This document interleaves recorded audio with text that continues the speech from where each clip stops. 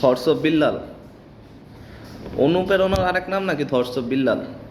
তোর ভিডিও আগে আমি দেখতাম, আমার ভালো লাগতো, কিন্তু এখন তোর রিসেন্টলি কিছু কিছু এমন ভিডিও আসতেছে যেগুলো দেখে নিজে কন্ট্রোল করতে পারতাছি না।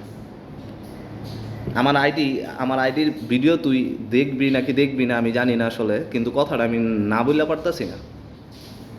তো 2 মণ টাকার বস্তা ব্যাংকে থেকে নিছস, কোটি কোটি টাকার মালিক হইছস, আগে গরিব আছিলি এখন কোটি কোটি টাকা কামাইতেছস। তবে প্রতিযোগিতা কি?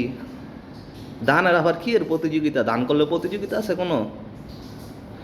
আমার প্রিয় নবী হযরত মুহাম্মদ সাল্লাল্লাহু আলাইহি ওয়াসাল্লাম বলছে, ডান হাতে দান করবা, তোমার বাম হাত জানবো না।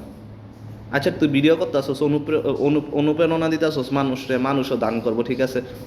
তাহলে আবার ভাই আসো, জুয়েল ভাই আসো, দেই তুমি কত দিতে পারো, আমি কত দিতে পারি। ওমর আয়, তুই কত দিতে পারস, আমি কত দিতে পারি। মানে এটা প্রতিযোগিতা, মানে দানটা, মানে মানুষকে সাহায্য করাটা, এটা প্রতিযোগিতা বদলায় গেছে।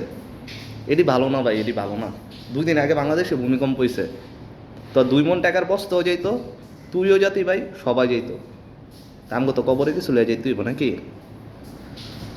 তবে ছোট কস আর বড় কস, যেটাই কস এর লেগে ভালো একটা পরামর্শ দিই তোরে, আল্লাহর রাস্তায় ফিরায়।